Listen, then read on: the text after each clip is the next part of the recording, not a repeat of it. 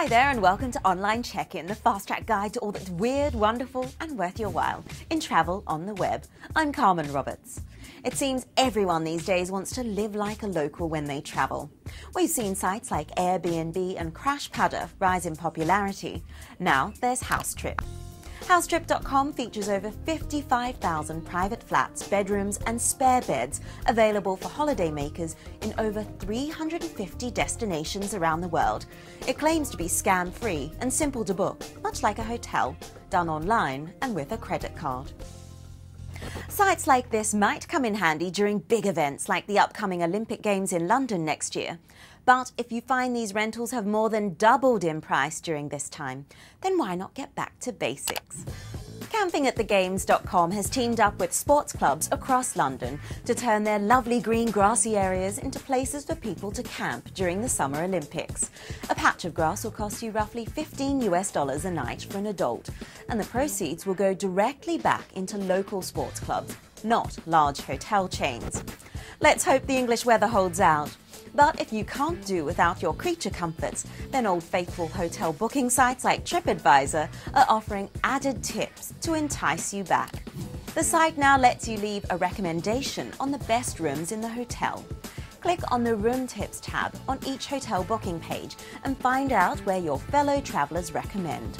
I'd be mindful of the reviewer, because that 19-year-old clubber isn't going to be so fazed about a room near the bar, or a reviewer with a disability might actually prefer to be near the elevator. Now, one tip I'd like to know before going on a trip for work or play is whether my flight is going to be on time. Flightcaster.com claims to scrutinise air traffic, weather and a variety of other factors to let you know up to 6 hours in advance if your flight is likely to be delayed. Unfortunately, it's only available for US flights at the moment. Another website that's good for US and European flight delays is flightstats.com. But I've yet to find a site that tracks flights in other parts of the world. If you know of a good one, then send it in to fasttrack@bbc.com. Here's one for all you culture vultures out there who want to keep your fingers on the pulse. LeCool.com is a site for artistic events, pop-ups, supper clubs and anything that little bit artsy and eccentric in Europe. You'll be able to brag to your friends about that underground film club in London or that design exhibition in Istanbul. But again, this site is Eurocentric. For a bit of international cultural inspiration, click on the Culture Trip. It offers a load of book and film recommendations for hundreds of destinations around the world. So if you're off to New Zealand, films to watch before you go could be The Piano or indie hit Eagle vs. Shark. Or if you're Colombia bound, why not get your nose into a Gabriel Garcia Marquez novel or the Ingrid Betancourt memoir? Books and films can be purchased online on the site too, but I'd be more inclined to shop around first. Tweet of the Week time now, and the gang at that oh-so-helpful blog site Travel Dudes posted a time-lapse video for all you train spotters out there. Photographer Holger Met took over 24,000 still photographs at German stations from Hamburg to Hanover. Mesmerising, and it only took Holger 35 hours to put together. Now, what is it about the aviation industry and its obsession with flash mobs? Here's what looks like professional dancers impersonating cabin crew shaking it up on the floor of Dubai International Airport. Enjoy! See you next time.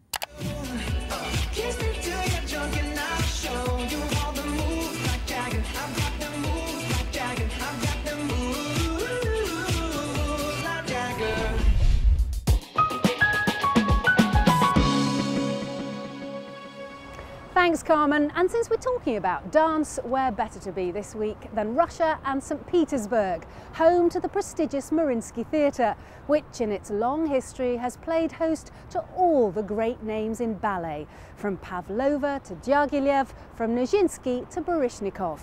Fast Track has had a privileged peek behind the scenes at this, one of the most famous theatres in the world.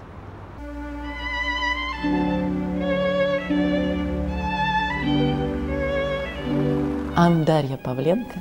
I'm principal dancer with Mariinsky Ballet, and I'm dancing tonight Ballet Giselle. I've danced with Mariinsky for 7 years.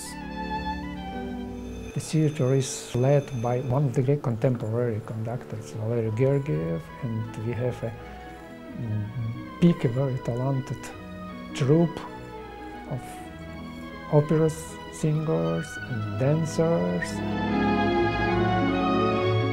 There is a history connected with this great audience. During the Second War, a German bomb, fell in the middle of the audience, but did not explode. It was absolutely amazing and very surprising that it didn't explode. For me, of course, Mariinsky it's the best place to dance.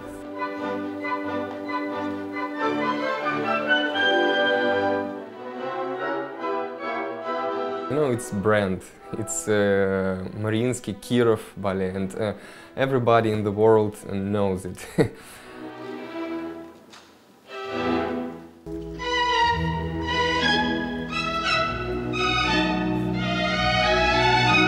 We are now behind the scene, and they are preparing the coming performance, Giselle, ballet Giselle.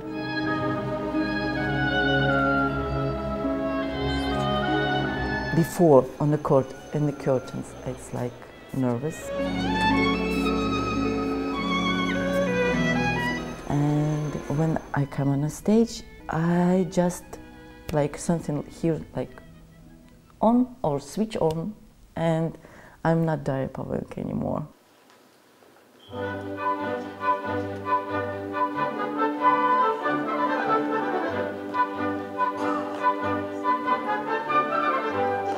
It's very hard to be ballerina. Of course, it's very physical work, but it's like habit. You had this work from 10, so it's not changed. But to be in a theater, to be in a company, and still to be a normal person, it's very hard.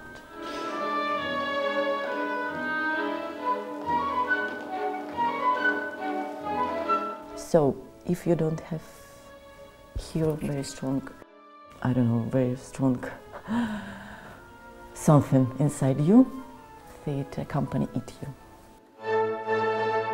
When I finish performance and when I'm staying on stage and audience clapping, applause, and I feel that audience liked it, and it's a very pleasure for me. I feel extra pressure because so many people dance here, so many stars, so many ballet stars. But when I come on a stage, I don't think about it.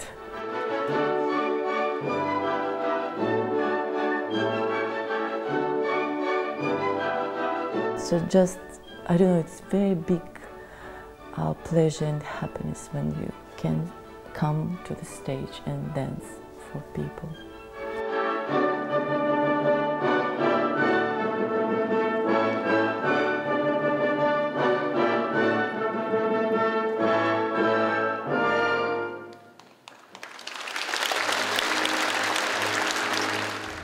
Raising the curtain on the Mariinsky Theatre.